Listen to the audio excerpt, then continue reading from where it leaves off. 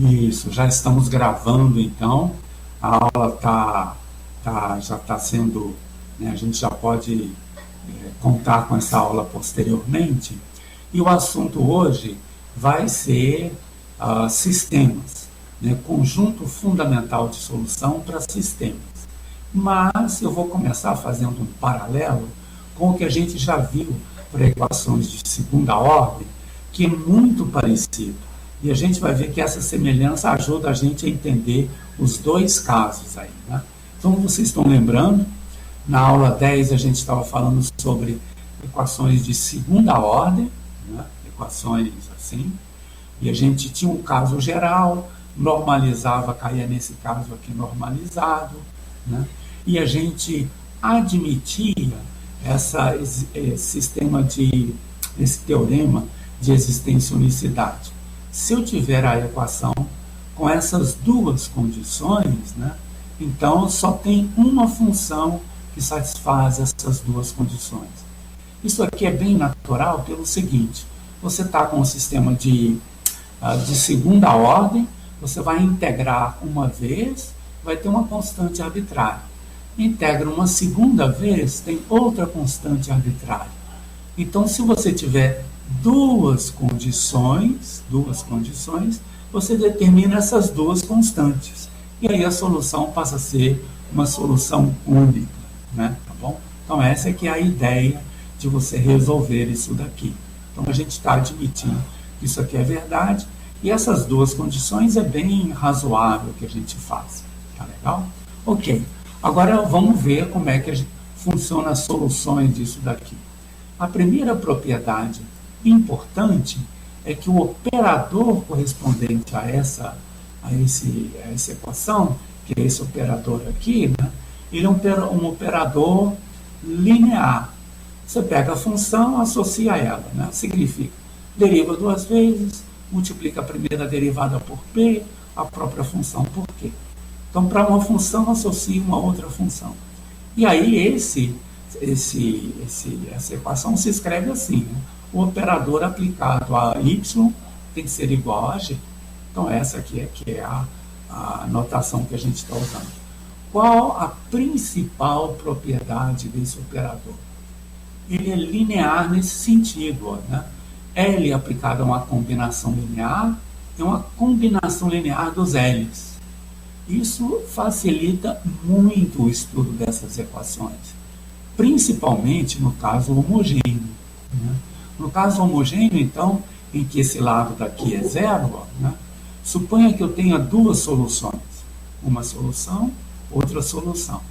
Então, se eu fizer a combinação linear delas, olha o que vai acontecer. L de uma combinação linear é a combinação linear dos L's. Isso daqui é zero porque o y1 é solução, isso aqui é zero porque o y2 é solução. Então, tudo isso dá zero.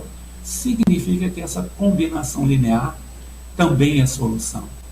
Então, veja a importância disso daqui. Olha só, eu tenho, a partir de duas soluções só, suponha que eu tenha duas, eu consigo gerar uma quantidade grande de soluções.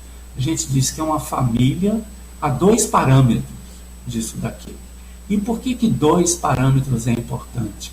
Porque voltando lá no nosso sistema, no nosso teorema de existência e unicidade, a gente precisa de duas condições para determinar unicamente a solução.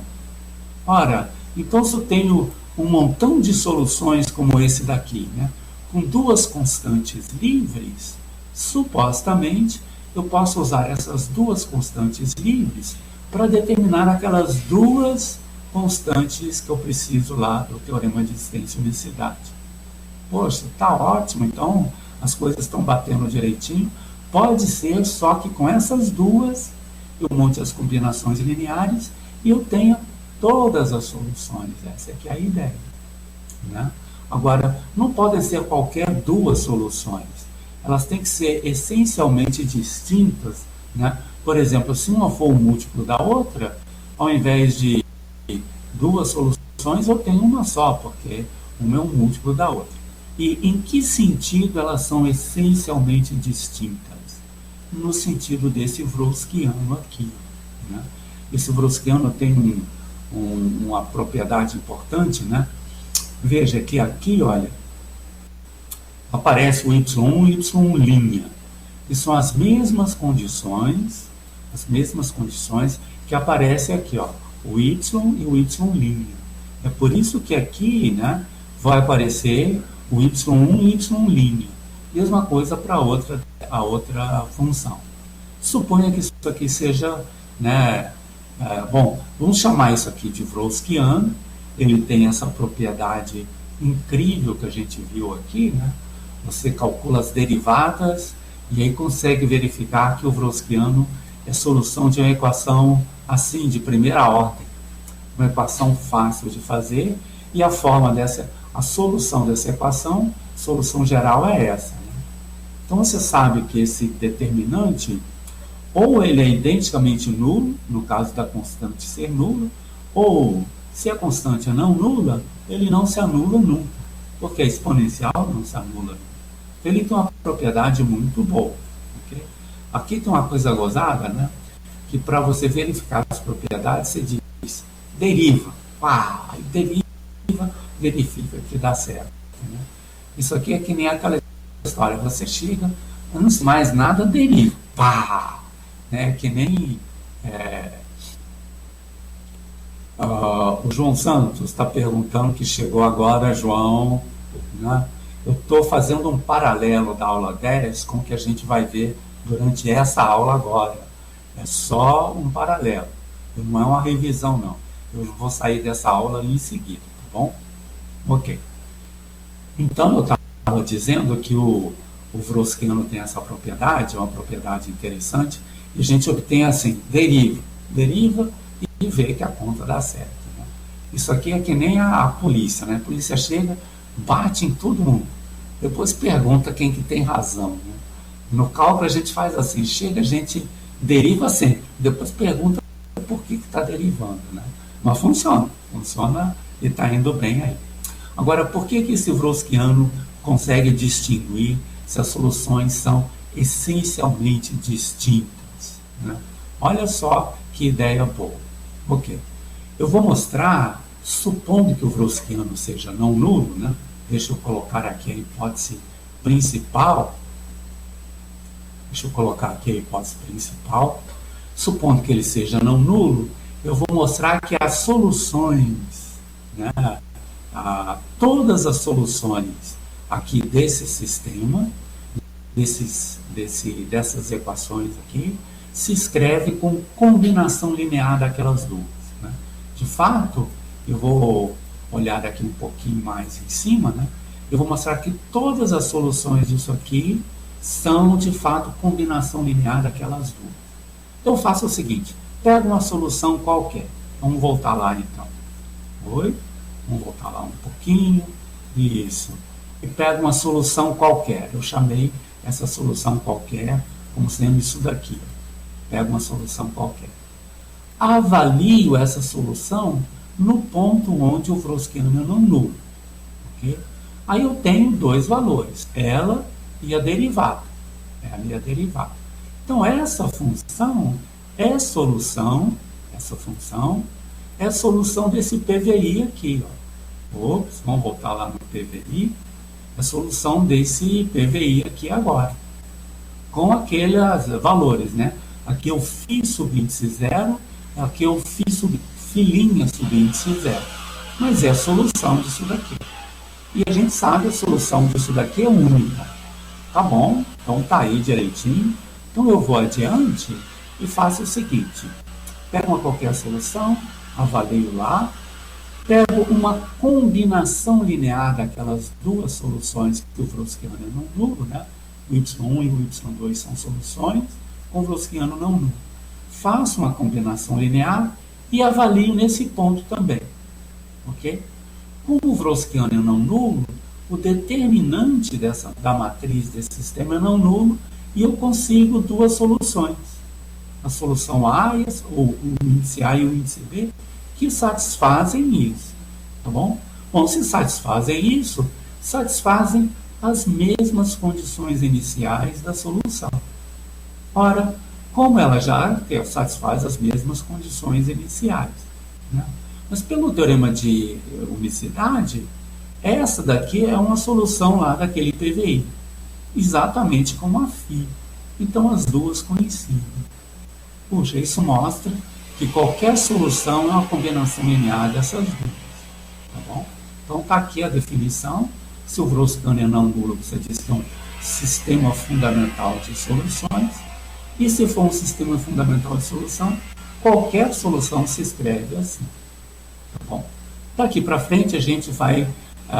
essa aula lida com o problema de achar essas duas soluções. Mas o que foi importante aqui? O que foi importante é que o operador que você está fazendo é um operador linear e que a combinação linear de soluções do problema homogêneo é solução do homogêneo. Tá bom? Então tá tudo direitinho. Com isso a gente vai agora passar para sistemas. E a gente vai ver que a ideia de sistemas é exatamente a mesma. Poxa, esse paralelo é interessante, né? Então vamos fazer o upload agora da aula que a gente vai de fato fazer hoje, que é a aula 15. Tá bom? A aula 15, então, vai lidar com sistemas de equações lineares, né? Vamos fazer aqui. Então, esse aqui é o assunto de hoje, né? É um conjunto fundamental de soluções para os sistemas lineares, né? Então, tá lá, a gente vai considerar esse sistema, né? A diferença é que agora, em vez de uma quantidade só, eu tenho duas, o x e o y. E a taxa de variação do x depende não só do x, como do y. E a mesma coisa é verdadeira aqui. A mesma coisa é verdadeira aqui. A gente viu que isso aqui modela dinâmica de populações, né?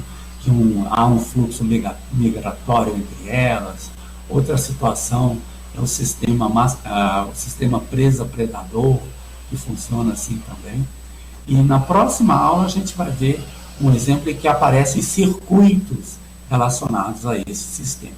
Então, sistemas são coisas interessantes. A gente usa a notação de matrizes, né?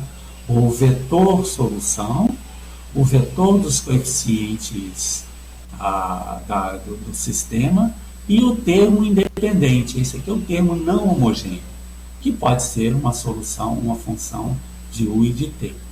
Então, isso aqui pode ser assim. Então, com essa anotação, está aqui o sistema. Tá legal? Esse sistema é assim, né? E esse sistema é dito linear porque esse multiplicação de matrizes, né? Esse sistema aqui, ó, esse operador, vamos fazer aqui o que é importante nesse operador. Esse operador é linear. E nesse sentido é muito parecido com aquele operador L que a gente viu na aula 10, né? Ok? Por quê? Porque quando eu fizer A aplicado a uma combinação linear, vai ser uma combinação linear dos A's. Dito de uma maneira muito simples, né? E aí a gente espera que o comportamento desse sistema seja muito parecido com aquela questão lá das equações de segunda ordem, né? Essa que é a ideia que a gente vai ver. Então, os sistemas são bons e, em princípio, bem fáceis de serem resolvidos, né? Então, a gente vai admitir, como admitimos lá na aula 10 também, né, que se eu tiver um sistema como esse, que é esse daqui, né, esse sistema, ou esse daqui que é o mesmo, okay? E tiver uma condição inicial, esse sistema aqui tem uma solução única. Por que agora basta uma condição inicial? Porque agora o sistema é de primeira ordem. Se eu integrar isso daqui, eu devo obter o x com uma constante arbitrária. Mesma coisa aqui, outra constante arbitrária. Essas duas constantes arbitrárias estão aqui no número Z0, porque Z0 agora é um vetor. Então tem duas condições, sim, só que uma condição é no x e a outra é no y. Tá legal? Tá legal, né? Então, em particular, o sistema homogêneo, bem, voltando aqui ao sistema um pouquinho antes, a condição é bem genérica. Basta que essa matriz, né, essa função formada por duas, seja contínua no intervalo para que o sistema tenha solução única definida no mesmo intervalo em que ela é contínua. Tem que ser intervalo, não pode ser qualquer coisa, né? Por exemplo, não pode ser um pedaço de uma reta, o outro pedaço de outro. Tem que ser o mesmo intervalo. Nesse intervalo, a solução é única. Em particular, se esse daqui for zero, aí eu tenho uma solução única definida na reta toda, porque aí não tem condição nenhuma, né? A função zero é definida em toda a reta, né? Então, ele possui solução única definida. E isso vai desempenhar o papel que na aula 10, aquele teorema de existência e unicidade desempenhava também, né? Então vamos ver como é que as coisas funcionam. Vamos considerar o caso homogêneo de novo. Oba, o caso homogêneo é aquele em que vale o princípio da superposição, né? Em que se você tiver duas soluções, uma combinação linear delas também é solução. Por quê? Vamos imaginar que eu tenha duas soluções, Z1 e Z2, soluções disso. E eu faço uma combinação linear entre elas, né? Então, quando eu faço uma combinação linear e calculo a derivada, está aqui, ó. Ok. Isso aqui é ser aplicado a Z1, porque o Z1 é a solução lá do sistema. Mesma coisa com o Z2, a solução aplicada ao sistema. Agora eu uso a linearidade da multiplicação, né, por matrizes. Isso é A aplicado a esse negócio, que é todo esse daqui. Uau! Então a gente espera que, poxa, o que a gente espera? A gente espera que, se eu tiver duas soluções legais, duas soluções bem razoáveis, faço a combinação linear delas, tem um conjunto grande de soluções, né? Está aqui a combinação linear dessas duas, aí as soluções, né? É uma grande quantidade, e eu tenho duas constantes livres. Essas duas constantes livres podem ser usadas para determinar esses dois números que eu preciso aqui, né? Então, a combinação linear já é a solução do homogêneo, e com as duas constantes eu consigo determinar esses dois números. Então, a expectativa é exatamente o que aconteceu lá na aula 10. É que com duas eu consiga fazer todas. Poxa, esse paralelo é muito bonito, né? É muito bonito porque lá o sistema de segunda ordem está relacionado com a massa-mola, relacionado com, né, coisas físicas assim, né? A segunda ordem significa aceleração, etc. Aqui a gente está numa situação aparentemente distinta de um sistema com dinâmica populacional, né, com presa-predador, e matematicamente a estrutura é a mesma. Olha que coisa bacana, né? Então a matemática como que unifica todas essas coisas aí. Vamos ver como isso funciona primeiro num exemplo, antes do caso geral. Vamos fazer um caso assim, que não é emocionante no sentido de que não é nenhum problema físico interessante, mas revela a estrutura que a gente está querendo daqui. Então eu vou considerar assim, ó, o PVI está aqui, a matriz, isso foi um chute, né? A gente vai ver que essa matriz tem umas propriedades boas, então ela foi escolhida só por causa disso, né? E eu vou considerar o sistema homogêneo com essas condições iniciais, né? Okay? Essas condições iniciais foram bem arbitradas. Podia ser isso daqui, como podia ser qualquer outra. A gente vai ver que isso aqui é só um exemplo. Ok? Como é que a gente consegue soluções desse sistema? Pelo menos duas. É isso que a gente vai precisar. Bom, a gente começa o seguinte, dá aquele belo chute. Não é bem um belo chute, mas parece que é um chute assim. Eu vou tentar a solução assim, ó, né? Isso daqui é um vetor com duas coordenadas, e o E elevado a R vezes T é um número. Esse número multiplica as duas coordenadas. Então, quem é o Z? É alfa vezes E elevado a RT, beta vezes V, beta vezes R elevado a RT. Isso aqui é um número vezes um vetor. Aí multiplica coordenada a coordenada, né? E se parece um chute, mas ele foi muito bem justificado assim, ó. Vocês lembram daquele dinâmica das populações na aula 9, em que a gente tinha que as populações das cidades interagiam, etc. A gente caiu num sistema. A gente usou o método de substituição e transformou o sistema numa equação de segunda ordem, que a gente sabia resolver. Resolvemos essa equação de segunda ordem e a gente viu que a solução era desse jeito. Oh. Aí agora que a gente já sabe como é o tipo de solução, a gente já começa daqui sem precisar ir lá no sistema de segunda ordem, né? Então vamos tentar a solução assim. Tentando a solução assim, né, tanto o V quanto o R são quantidades a serem determinadas, né? Eu calculo agora a derivada. Quem é a derivada? É calculada coordenada a coordenada. Lembra, a primeira coordenada aqui era alfa vezes a exponencial. Quando eu derivo, fica alfa R vezes a exponencial, que é a derivada disso daqui. Mesma coisa para o de baixo, essa aqui fica a derivada. E quem é o A aplicado a isso daqui? Esse R é um número, ele sai da multiplicação de matrizes, fica assim. Então, olha só, para isso daqui ser igual a isso, eu cancelo as exponenciais e tenho que o V tem que ser um autovetor.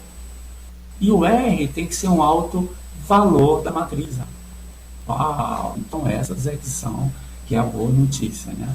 Se eu tenho solução desse tipo que está aqui, eu concluo que, poxa, olha aqui, né? O R e o V têm que ser tais que um é autovetor e o outro é autovalor da matriz. Tudo bem? Aí a gente fez aquela revisão do que a gente tinha feito lá sobre matrizes, né? E estudou esse problema de autovetor, autovalor, etc. Então a gente indicando por I a identidade, esse O cursivo aqui como sendo o vetor nulo, né? Para que isso aqui aconteça com o V não nulo, isso aqui é importante. Então isso aqui tem que acontecer C0 com o V não nulo. E isso só é verdade se o determinante dessa matriz for zero. Se o determinante dessa matriz for diferente de zero, a única solução aqui é o V igual a zero, que não interessa. Então esse determinante tem que ser zero. E olha que notícia fantástica, né? Esse determinante é um polinômio de grau 2, né? A gente viu até o caso geral como é que é esse polinômio. Nesse caso, você calcula, é facinho, né? A matriz A é essa daqui, né? Quando eu faço R vezes a matriz identidade, eu só mudo aqui a diagonal. Fica 1 menos R e aqui fica menos 1 menos R. Faço o determinante e está aqui. Está aqui tudo direitinho. Não tem problema nenhum. E aí o autovalor tem que ser uma raiz desse polinômio, porque o determinante tem que ser zero. Beleza. Ops. Consigo, então, dois autovalores. Esse daqui é 2 e esse aqui menos 2. Os sinais desses autovalores são importantes, a gente vai ver posteriormente. Nesse caso, um é positivo, outro é negativo. Isso dá um comportamento bem estranho para a solução. Mas vamos adiante, vamos ver o que é que funciona aqui. Vamos escolher o R1 primeiro e saber quem é o autovetor associado a esse autovalor. Lembra? Para ser autovetor, isso aqui tem que ser zero.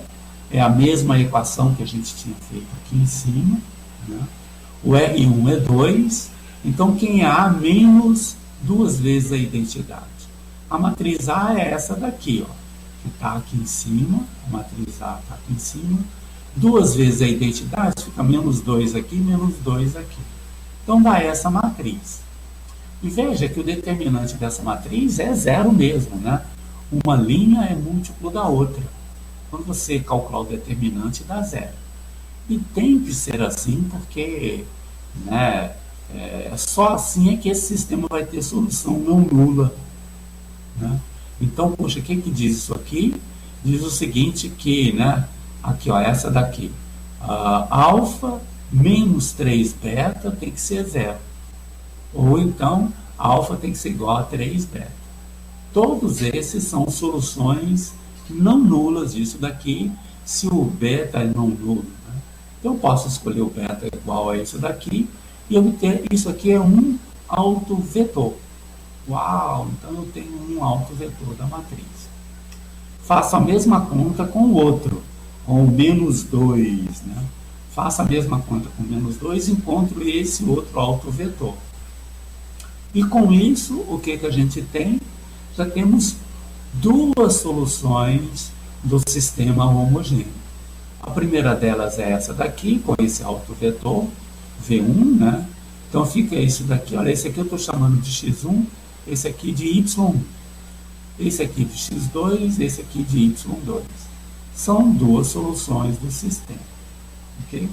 Sendo duas soluções, a combinação linear entre elas vai ser solução também. Opa, tá aqui, ó. A combinação linear vai ser solução também. Então, eu já tenho uma quantidade grande de soluções. E preciso resolver o PVI, né? O que é o PVI? É que, além de ser soluções, tem que satisfazer essa condição inicial. A gente sabe que essa solução é única e é natural, então, a gente tentar a solução disso como combinação linear dessas duas soluções que a gente obteve aqui, né? Então, eu faço uma combinação linear e imponho a condição inicial, né? Então, quem é o Z1 no ponto zero? Olha aqui em cima, avalie isso aqui no ponto zero. É o 3 e o 1, tá aqui, né? Avalio esse Z2 no ponto zero. Fica 1 e menos 1. 1 e menos 1. E as constantes C1 e C2 têm que ser tais que, quando eu fizer essa combinação linear, dá a condição inicial que foi colocada lá. Ó. Se vocês se lembrarem, né, a condição inicial era 2, 4. 2, 4. Então está aqui, essas aqui são as condições iniciais. Ora, olha que notícia fantástica. Esse sistema tem solução não nula, ou pelo menos tem solução única, né? Não necessariamente não nula, mas, poxa, o determinante da matriz correspondente é não nulo. E se o determinante é não nulo, esse sistema tem solução. Como é que você faz? Regra de Cramer, né? O C1 vai ser 1 sobre o determinante da matriz. Esse determinante deu menos 4, né? Fica 3 vezes menos 1, menos 1 vezes 1, dá menos 4. E qual é a regra de Cramer?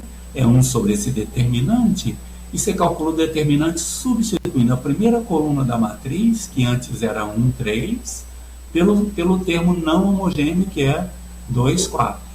Substitui assim. Faz o cálculo, está aqui o C1. Mesma coisa com C2. Só que agora você pega a segunda coluna e substitui pelo termo não homogêneo. Essa regra de Cramer, a gente viu bem como funciona naquela aula de revisão, né? Então, olha só que legal. Esse daqui é a solução daquele PVI. Esse daqui é a solução desse PVI aqui. Então, como é que funcionou? Funcionou assim. A gente chutou a solução, conseguiu, né, que eles fossem autovalores e autovetores.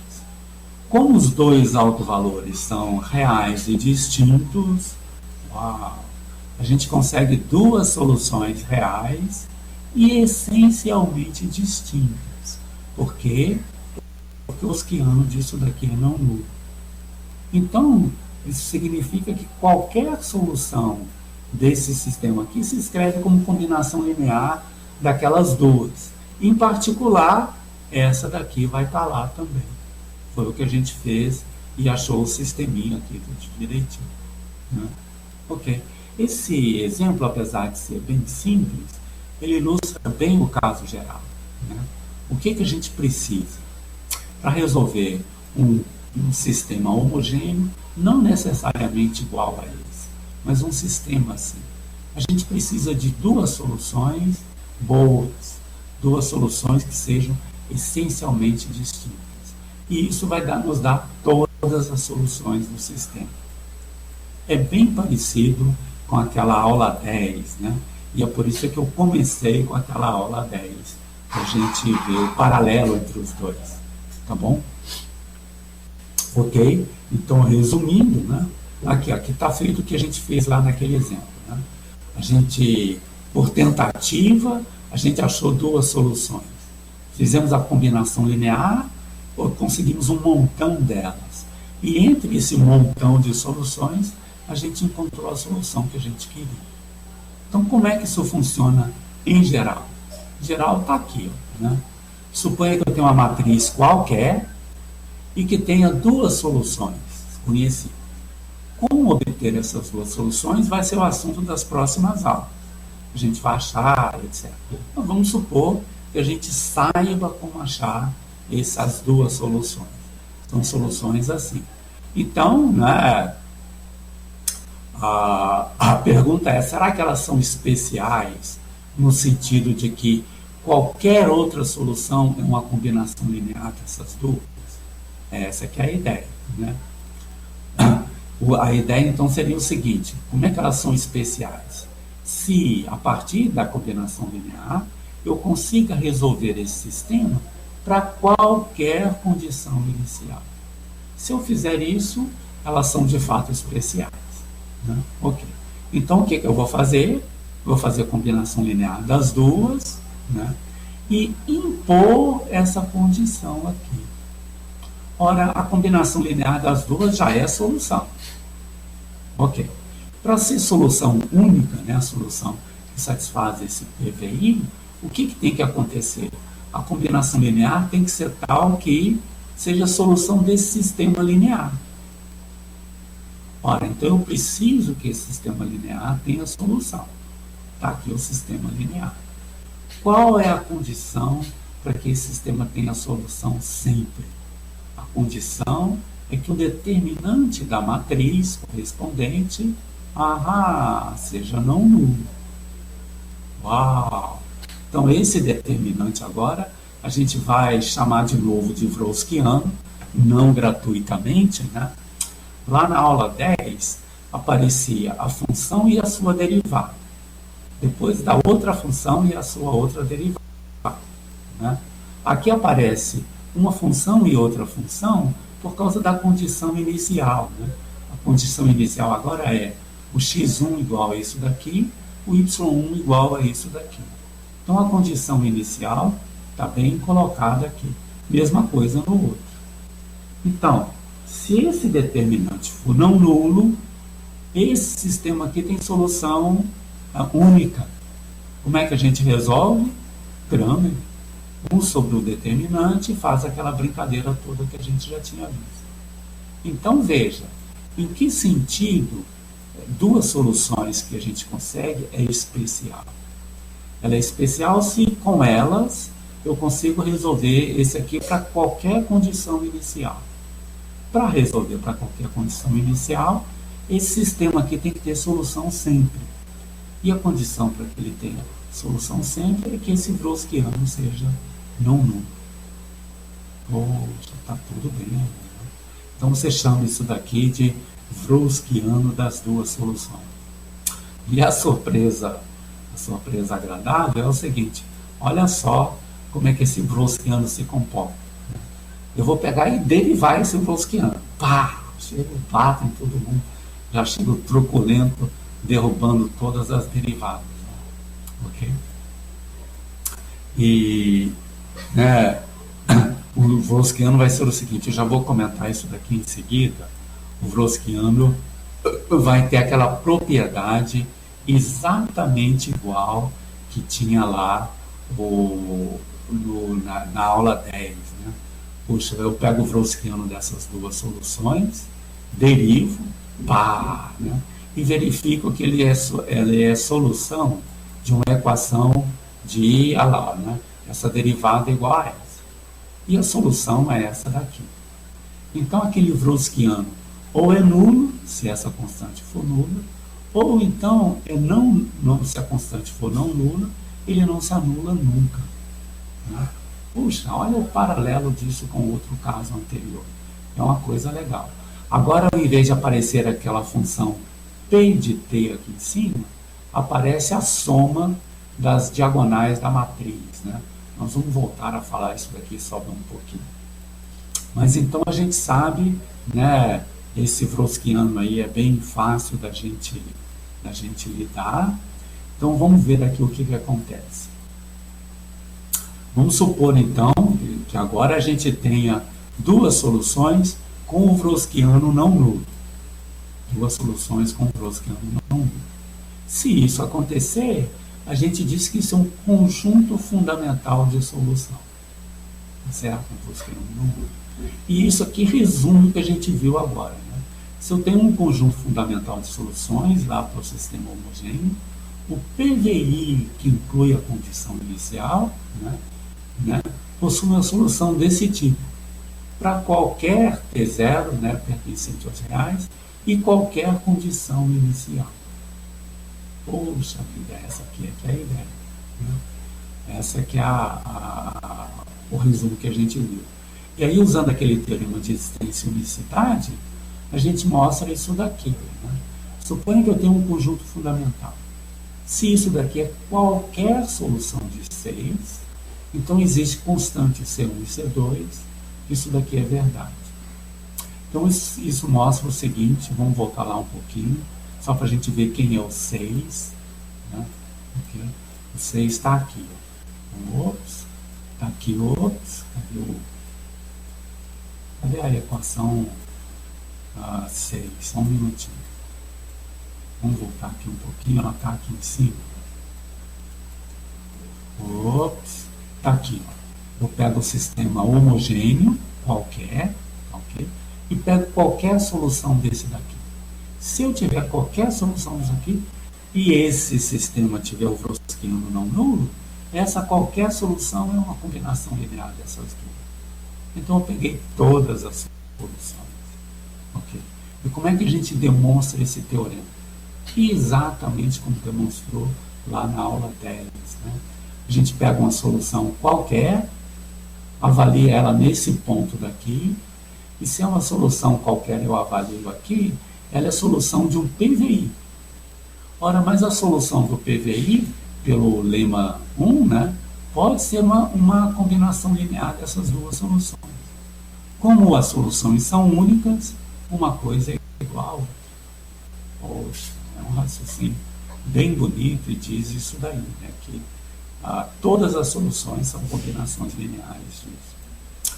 E aqui tem um paralelo bem interessante, que é o seguinte. Lá no R2, né, suponha que eu tenha dois vetores, em que o determinante é não nulo. Agora não estamos falando de função nem nada. Né? É só vetores mesmo. E eu suponho que o vetor é não nulo. Aí o que acontece? Eu quero saber o seguinte, dado qualquer outro vetor, será que eu posso escrever esse outro vetor como sendo uma combinação linear desses dois? Essa aqui é a pergunta. Né?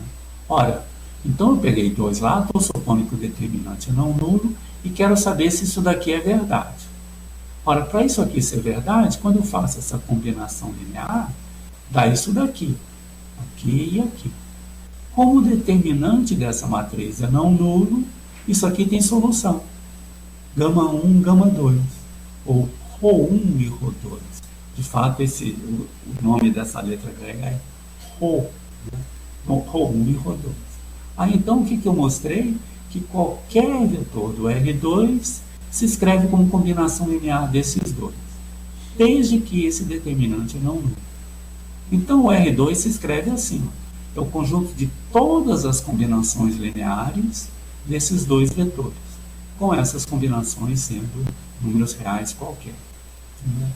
E aí, veja o paralelo disso agora com as soluções lá daquele sistema homogêneo. Né?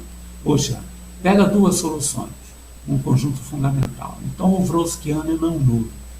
Okay? Aí, o que foi dito aqui no lema 1? No lema 1 foi dito, olha, qualquer solução se escreve como combinação linear dessas duas. Então, como é que é o conjunto solução daquela equação 6? É o conjunto de todas as combinações lineares desses dois, com C1 e C2 em R. Então, você diz que, poxa, o espaço solução é um espaço vetorial de dimensão 2. Uau! Exatamente como o R2 é um espaço vetorial de dimensão 2. Dimensão 2 significa os seus graus de liberdade. Né? O ρ1 e o ρ2 são quaisquer. Aqui o C1 e o C2 são quaisquer. Poxa, está aí então a brincadeira boa, né, do sistema. Né? Okay. E aqui, para enfatizar, né, eu considero o Wronskiano dessas duas soluções, faço a derivada, chego derivando tudo, né, dando chute nas cadeiras, né, e concluo o seguinte: quando eu calculo a derivada, está aqui o Wronskiano. Aí você deriva como se fosse um produto. Né?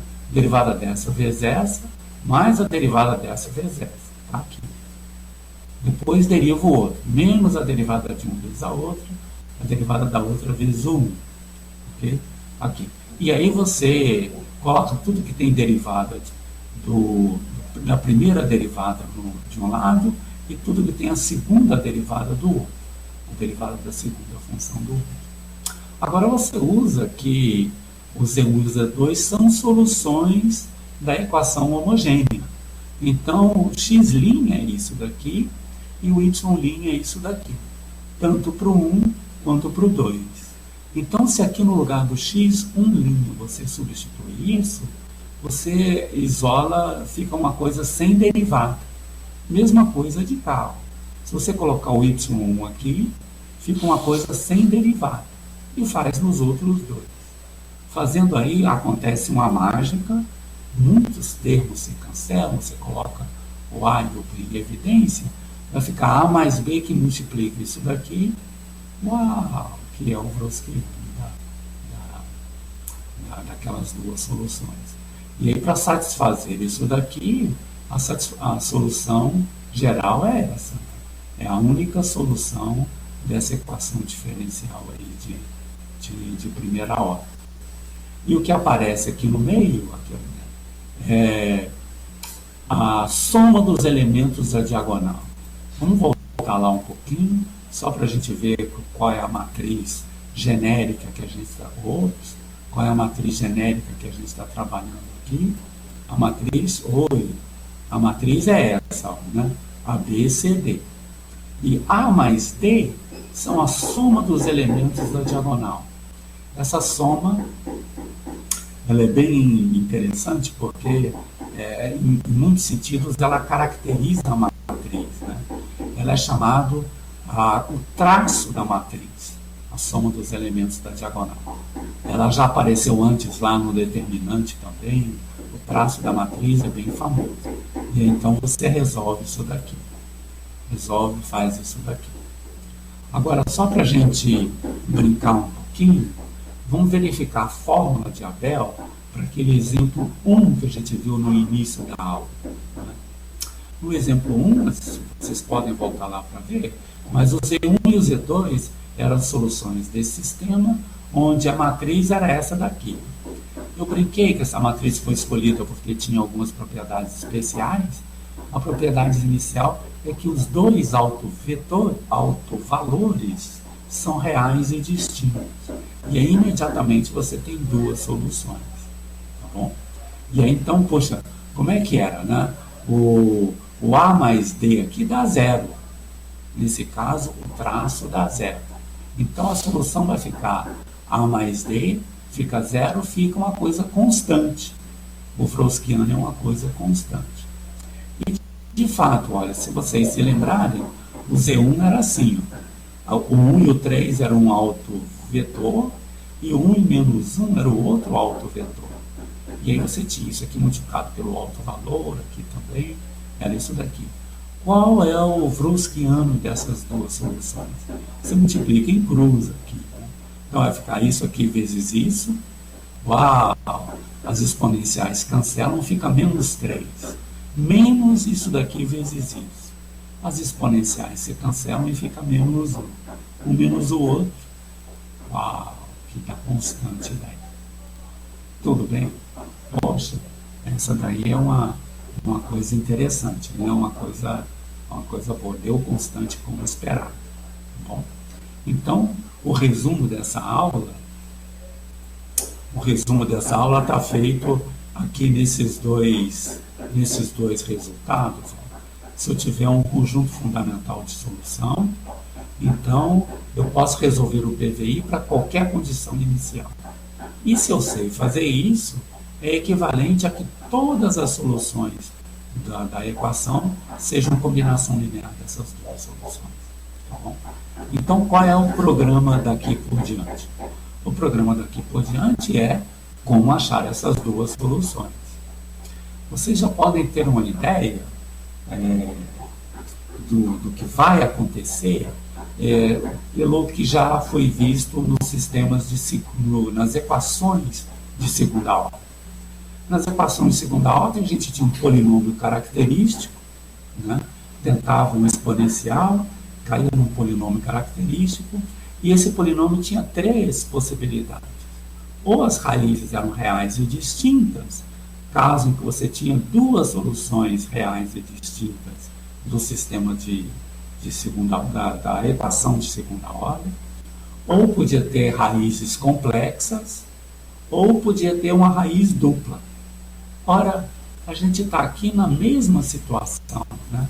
A situação que a gente viu aqui foi essa daqui. Olha, a gente pegou essa, vamos voltar um pouquinho mais, né? Nesse exemplo daqui, olha, né? O que a gente tentou? Solução desse jeito, caiu aqui nesse sistema e vimos que o R tinha que ser raiz de um polinômio de grau 2. Mesmíssima situação anterior. Que legal, né? Então, tudo é novo, mas tudo é conhecido. Isso é bem legal. Né? Vão ter três possibilidades para esse R. Ou são reais e distintas, como é esse o caso, e aí você já tem imediatamente as duas soluções, tá bom? Ou as raízes disso aqui são complexas, e aí a gente tem que separar a parte real da parte complexa. Nada de novo. Muito bom, né? Ou então você tem, no caso de uma raiz real, uma única raiz real. Né? Nesse caso, e aquele método de redução de ordem, a gente considera t vezes a equação, etc. Né? Tem lá uma brincadeira para a gente fazer. Né? Então, agora o que a gente vai fazer da próxima aula é exatamente considerar esses três casos para matrizes. Né? A gente ainda tem um tempinho curto, mas eu quero motivar para vocês por que os sistemas são importantes. Tá bom? Então, deixa eu só motivar o que a gente vai ver na próxima aula, que é aplicar sistemas para resolver circuitos elétricos. Poxa, isso aí é claro que é uma coisa super importante, né? Eu vou começar fazendo essa lembrança bem rápida, olhando lá para o que a gente viu na aula anterior ainda, que é a aula 11.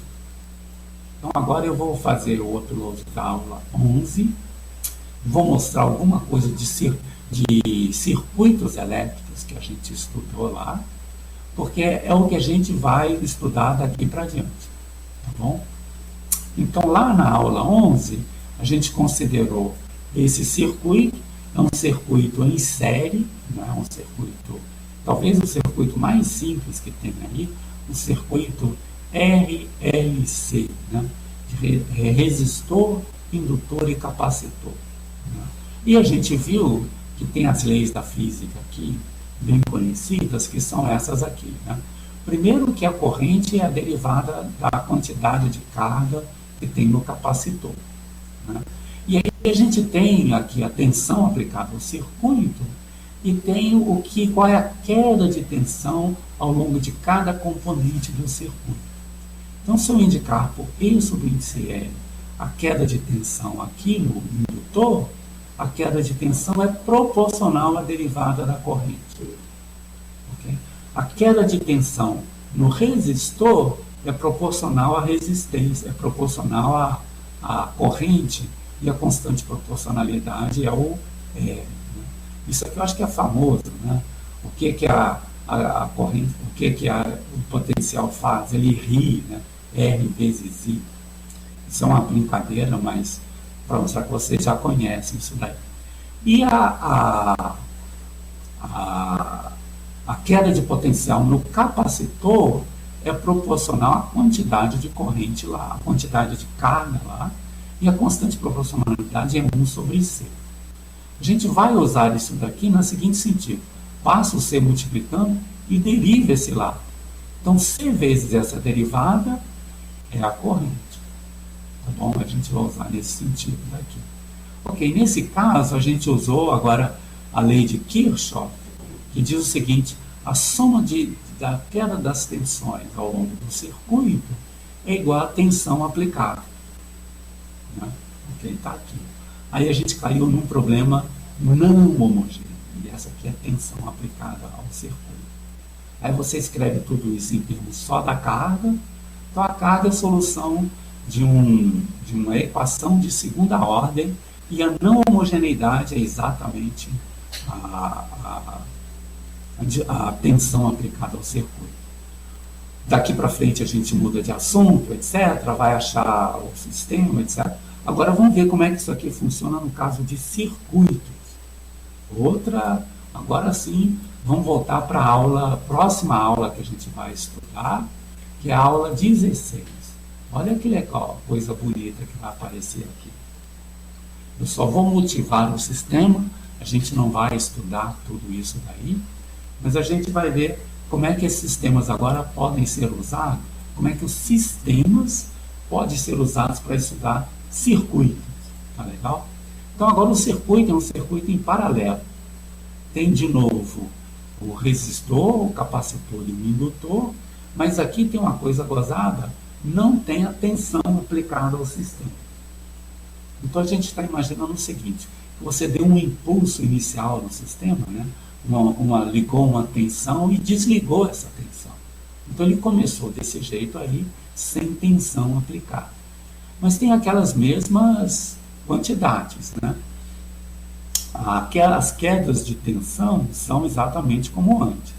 No resistor é proporcional à corrente I1, a corrente que passa por aqui, né?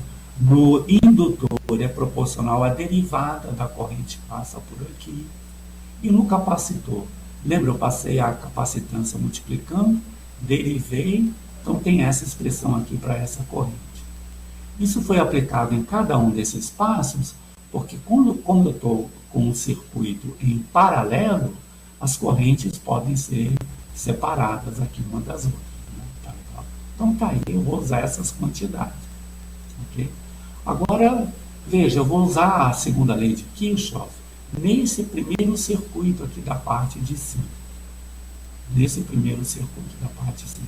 Não tem tensão aplicada. Então, a soma das quedas de tensão é igual à tensão aplicada, que é zero. E tem que ter cuidado com o sinal. Aqui o sinal positivo é esse. Quando eu passo daqui para cá, a corrente aqui é menos I2. Então, a soma das quedas de tensão são essas aqui. Já no circuito de baixo, eu estou fazendo isso daqui agora, né? A queda de tensão no capacitor, mais a ela com o sinal trocado, tem que ser zero de novo. Aqui tem que ser zero de novo. Okay. Então, essas são as leis que a gente já tínhamos usado lá na aula 11, a mesma lei que está lá. A gente vai ter que usar agora uma lei nova de Kirchhoff. Né? De fato, vocês estão vendo, eu coloquei a mesma figurinha na aula 11 e aqui para enfatizar o paralelo dessas duas coisas. Né? A outra lei de Kirchhoff é o seguinte: aqui eu tenho um nó do circuito, né? Coincidiu a bolinha vermelha da apresentação com a bolinha vermelha da figura. É um nó do circuito. E a outra lei de Kirchhoff, a segunda, né? De fato, essa daqui de cima é a segunda e essa daqui é que é a primeira. É que a soma algébrica, né, dos sinais das correntes que passam aqui é zero. É a soma das correntes, da soma algébrica das correntes, com um sinal. Okay? Se você somar todas elas, dá zero de circuito. Então, olha só que legal que a gente vai colocar aqui. Né? Okay, eu vou usar isso daqui primeiro. Eu vou partir, eu quero um sistema vai ter derivadas, né? Eu vou querer usar as derivadas, então está aqui a derivada. Okay? A outra derivada que eu vou querer usar é essa daqui. Então eu vou querer usar essas duas derivadas. Por quê? Porque eu estou num sistema de derivadas. Né? Okay? Então eu vou começar com essa daqui. Com essa daqui, eu vou começar fazendo o seguinte. Bom, isso aqui é igual a I2. Pela lei de Kirchhoff, I2 é menos I1 menos I3. Ok? Menos I3. Agora, quem é I1? Olha aqui, olha, para a queda de tensão no resistor, I1 é 1 sobre isso, né? O R passando para lá, dividindo. Isso daqui é igual a isso. E deixa o I3 aí. Deixa o I3 aí. Agora eu uso que o E sub índice R, aqui, olha, né? É o próprio E sub índice C. É o próprio E sub índice C. Então, caramba, olha só, a derivada depende dela e do I3. Depende dela e do I3. Ok? Agora eu vou lá na derivada do I3 para ver como é que isso daqui funciona. Então vamos agora para a derivada do I3. A derivada do I3 é esse daqui, mas olha só, esse daqui, por essa equação, volta ao E sub índice C. Uau, volta ao E sub índice C. Então, puxa, para simplificar, vamos chamar de E a queda de tensão do capacitor e por I a corrente lá no indutor. Então, essas duas quantidades são soluções de um sistema homogêneo. Uau, que legal, hein? Então, vou chamar esse daqui de vetor solução. Né? A matriz desse sistema é essa daqui, ó. É a matriz do sistema. E aí esse sistema se escreve assim. Puxa vida, olha que legal, né? Ok?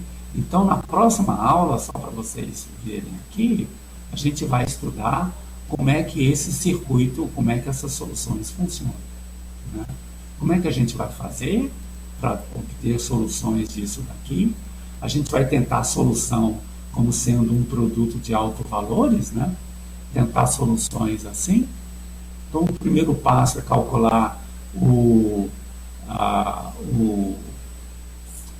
se diz, tentar as soluções do sistema autovetor e autovalor na matriz A. A gente vai precisar dos autovalores e autovetores.